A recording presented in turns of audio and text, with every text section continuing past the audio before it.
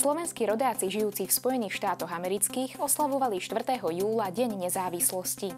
Zároveň však nezabudli, že nasledujúci deň patril na Slovensku oslave sviatku svätých Cyrila a Metoda.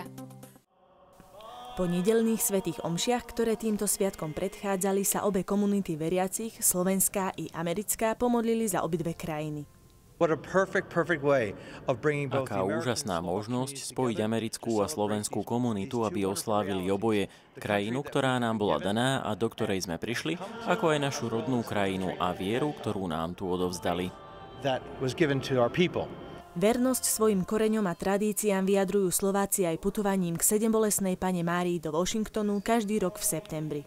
Udržiavajú si tie zvyky a sviatky, ale zároveň musíme vidieť, že nemajú problém sa ani prispôsobiť a oslavujú tak niektoré sviatky, ako aj Američania, a ich, dá sa povedať, ako Američania hovoria, enjoyujú.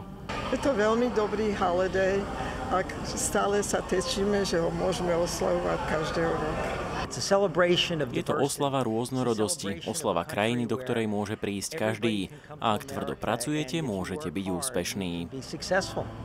Tuto v tejto farnosti svätého Jana Nepomuckého sme si urobili menšie barbecue, opekačku.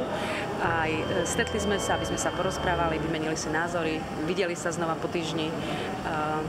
No a takto si spríjemnili toto dnešné nedeľné popoludne. Je tu káva a koláčiky každú nedeľu, ktoré mám veľmi rada. Farníci sa takto po slovenskej svätej omši stretávajú každú nedeľu popoludní.